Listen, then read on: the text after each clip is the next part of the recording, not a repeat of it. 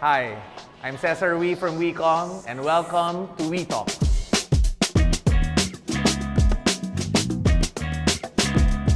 I'm taking you to an exciting video series of Baron Locks and the WeeComm Center, where we gather some of the country's prominent visionaries and modern achievers in a fun and interesting conversation. Join me as I take a closer look at how they win in life and hear their best lifestyle stories while living in San Juan.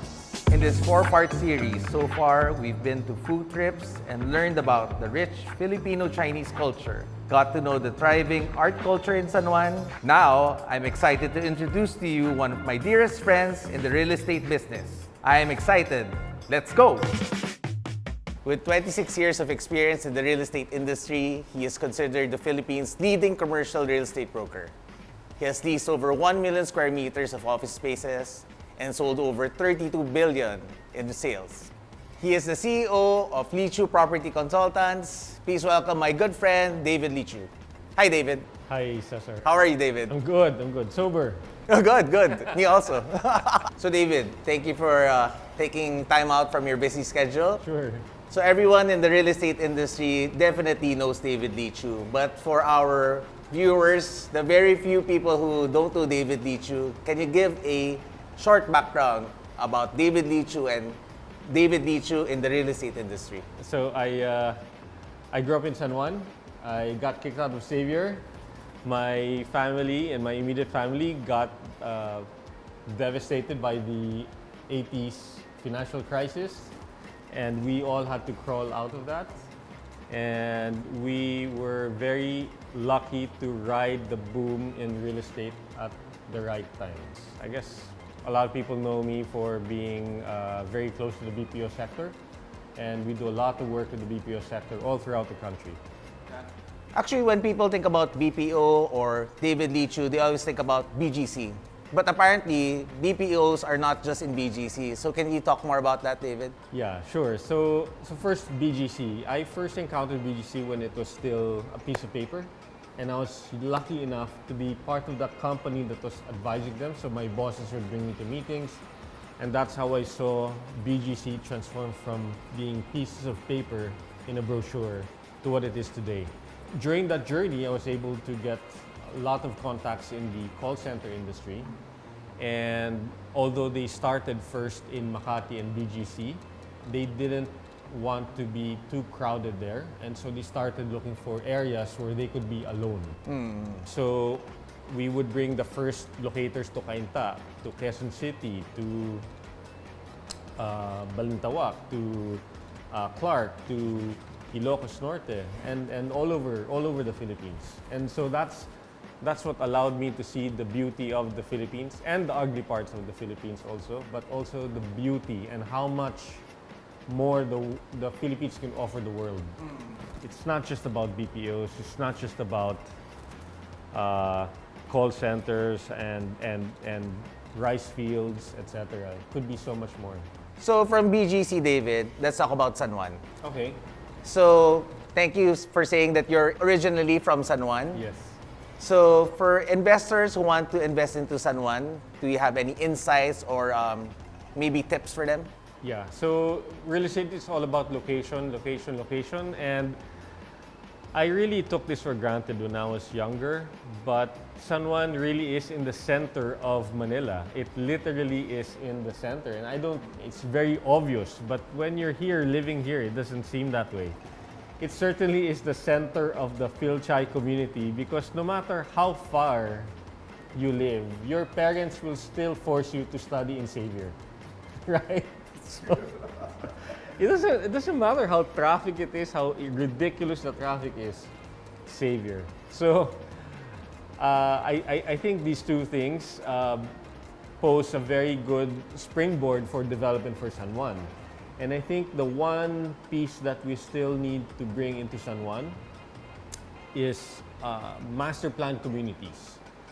And I'm glad that you're doing a lot of vertical developments, because that really is the answer to all this urbanization that's happening. These single detached houses, these townhouses have to give way Correct. to vertical. To more denser communities. Yes, yes. And ironically, that's how you preserve more land. Because the more density you bring to the city, we have to put more garden space. And so the local government, if I may, needs to put more green space and fight for more green space and regulate for more green space so that maybe you don't just put 30% green space, but maybe 40% and give you more height. And I think that will allow a prettier city. Kasi Correct. you don't find the parks and the greenways. I think you're talking similar to, like, for example, a Hong Kong, a Singapore, a New York. You have high-rise buildings but a lot of open spaces, Yeah. something like that. And that's what San Juan could be. That's actually one of the things missing. If you can do that, we'll actually have less traffic and we make it walkable. San Juan is also one of the smallest cities. I think the only one smaller by land area is Pateros. Yes. It's still a city, right? Correct. It's still Pateros is a yeah. city. So, I hope. so it's small enough to manage. It's small enough to say, I want sidewalks all over. I want covered walkways. I want parks. So easy to do because you have a small geography. And San Juan is also a very good mix of very poor people and very wealthy people in a small geography. And I think the wealthy have an obligation to contribute to the welfare of those who don't have. And so the leadership of the local government, like under Mayor Francis Zamora, who by the way is a very young, energetic, visionary, have to apply and continue to apply this policy to its constituents. It shouldn't just benefit the haves, but also the ones who don't. A follow-up question, David. San Juan is considered as a residential hub and a commercial hub, but it's not known for offices. Would you advise developers to do office buildings in San Juan? It could, for as long as it's in the right locations and in the right township. Okay. So many offices want townships, and that's why Green Hills is so successful. And it's so hard to replicate Green Hills. Green Hills is only now attracting office tenants. It didn't have office tenants before, and the ones that we tried to attract there, it is very difficult to bring the office sector, but that's going to change. And what many office tenants and users want is to build a harmonious community where people can leave their office and just walk. Like in BGC, a lot of people walk. They'll walk 500 meters, which is probably the longest distance any pedestrian walks in the city nowadays. And you know the joke is Philippines is one of the places where people refuse to walk more than 300 meters, but they can run and do races for 40 kilometers. So if you have more parks and open spaces and greenery, sidewalks, controlled traffic, you will bring people to walk around, and they will have less cars. They will need less cars. And again, it's possible because of San Juan being so small.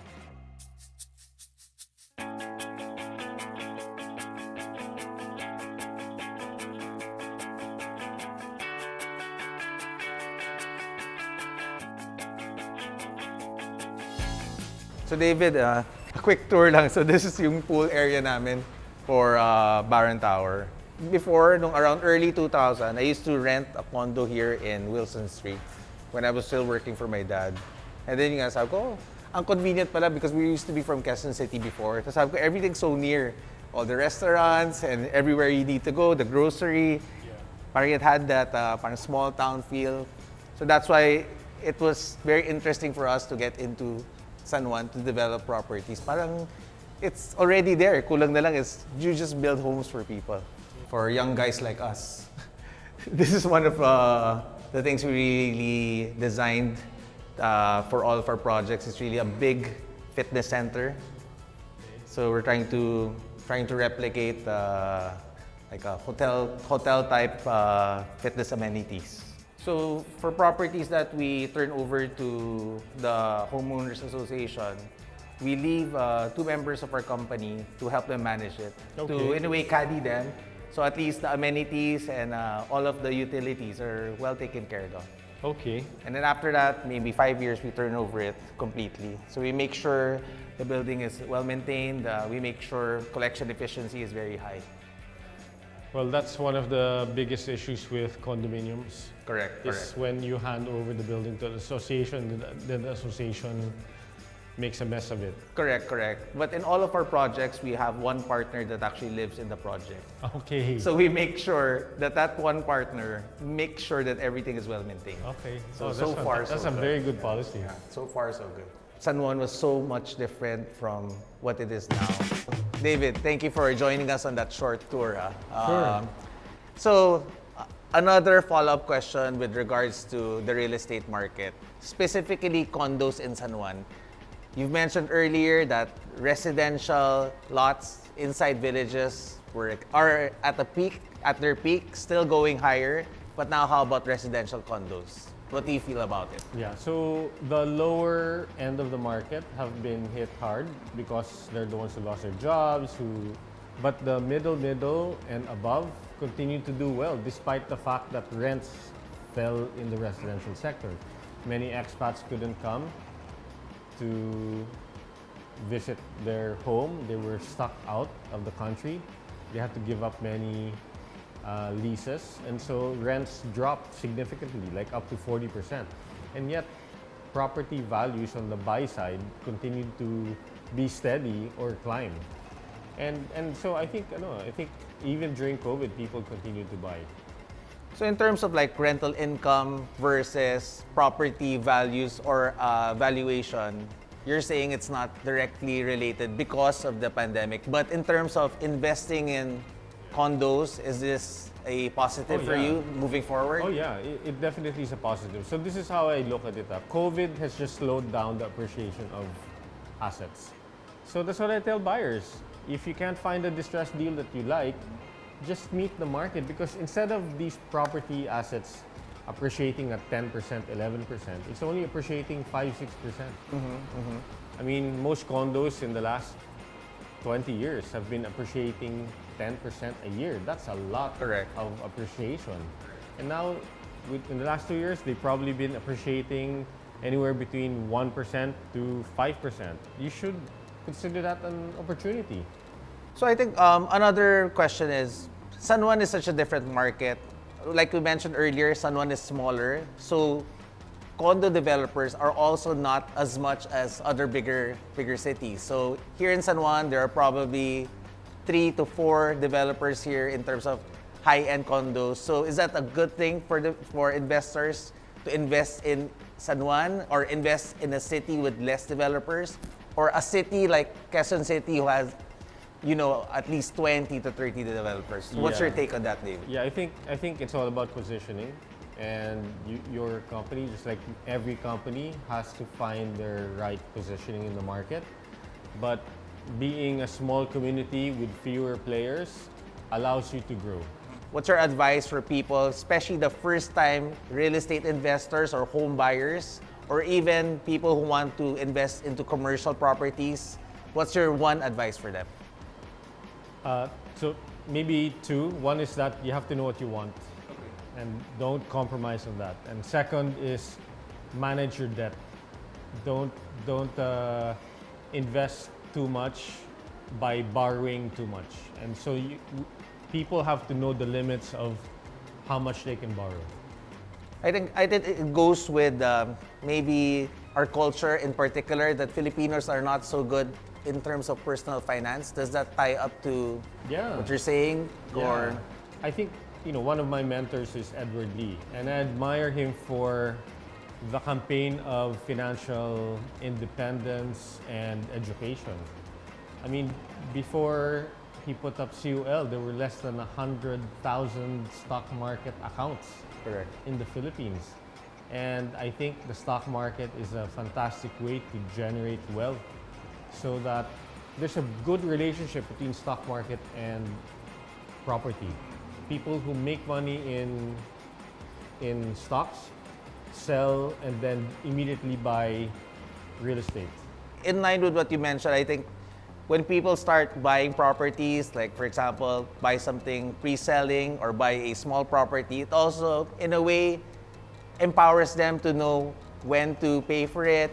It gives them that behavior of knowing their budgets, not going over their budgets, or trying, or just that idea of parang may ina-investan sila, di ba, David? Yeah. Parang there's a purpose in that. So real estate for many families is for savings. And unlike stocks, unlike all these derivatives and all these other CDOs that a lot of companies push as financial investment products, real estate is easy. You can touch it, you can feel it, and it's quite sexy. I mean, I can't, a guy who's trying to court someone can't go to the girl and say, hey, look at my stock certificates or look at my bond portfolio. That's not sexy. That sounds very, bourgeois. Yeah. But when you invite her to your apartment, which is nice and well done and well fitted, it's a product of hard work over many years. I think that a lot of people find that sexy, diba? So I agree with you saying that real estate is sexy. So an out-of-the-box question is, how about the Metaverse? Is it something you're thinking of? I mean, they're saying it's a online real estate. Is it full of or is it something that we should look out for? I think the meta will take longer than what a lot of the hype says, but you cannot ignore the amount of money that's already going into meta. I have given up every notion or ambition to understand the meta, but my son and that generation, my kids and their generation, will benefit from meta unlike the way we have. So that's good to know. At least I will not invest in the Metaverse because we're around the same age, David, and I will sell all of my crypto stocks already because you said that. So enough of the business talk, David. I'm sure all of our viewers would want to know what makes David Leechiu David Leechiu. What's your day about? How many meetings do you have? What time you wake up? I mean, what's a normal day for a David Leechiu? Well, first of all, people know me as being very sleep deprived. I don't sleep much, but that's something I'm working on. I have a lot of meetings in a day, so like the other day I had meetings from 8 a.m. till about 10 p.m. And I deal with different time zones, so it's very hard to juggle Australia with Philippines, with US at the same time, but that happens. Yeah, and we always try to stay relevant. I mean, just like you don't want your success to slow you down. You don't want whatever you've achieved to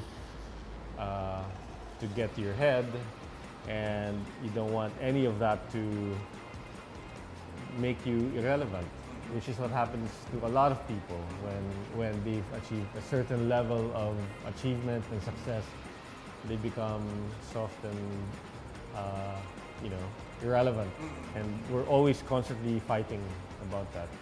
But David, I still remember this conversation we had before. You told me you lost a super big deal because you had to spend time with your family. Yeah. And I still remember that. That's one of my mantras. So please, how are you balancing family life and work life and specifically because of the pandemic? Yeah, okay. So I think the pandemic has allowed all of us to spend a lot more time at home.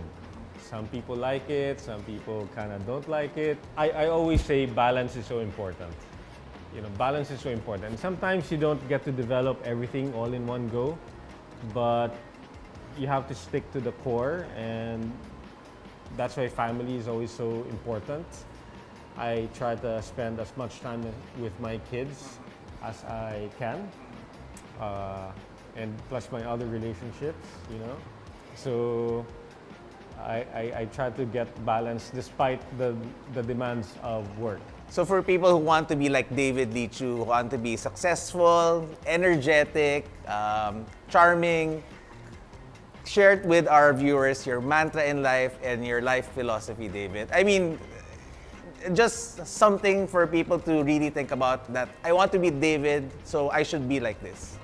I guess have purpose in life so that when you lose your way, and sometimes that happens, you are able to find your way back. Second is we have to stay relevant. We have to do good, always good. And we have to be fair and just to everyone. I guess the other philosophy is the good spreads itself. So one person cannot just keep accumulating for the sake of accumulating. They have to spread that good to other people. And a lot of people helped me to get to where I am today, wherever that is. And I'm obliged to help as many people as I can so that they find their way and they are given breaks. So many people gave me breaks. So many people gave me their time, their effort, their genuine goodwill. And I want to be able to do the same thing to others. I'd like to share to everyone here, I am also a benefactor of your skills, your talent, your wisdom, David. Not just the liquor? Not just the liquor, of course. But yeah, so I also want to take this opportunity to thank you for all the time you've imparted to me, my team, and always inviting us to at least hang out with you and absorb the wisdom that you have in our industry. Thank you, David. Thank you, Cesar. So David, thank you again for your time. We don't usually talk about real estate in front of the camera. We usually do it with a round of drinks, and we're not this sober. So thank you for your time. Thank you for joining me in this tour of our project, the Baron Tower. Thank you, David. Cesar, thanks for having me over. I'm very happy and proud of the success that you've been able to do Thanks, David. in the business together with your partners and colleagues. I think as a reminder to maybe the ones who bothered to watch, that the Philippines generally is one of the fastest growing economies in the world. And even post-crisis, our last quarter results was 8%, one of the highest in the world. And I think it will continue to go on despite all the problems of the world today.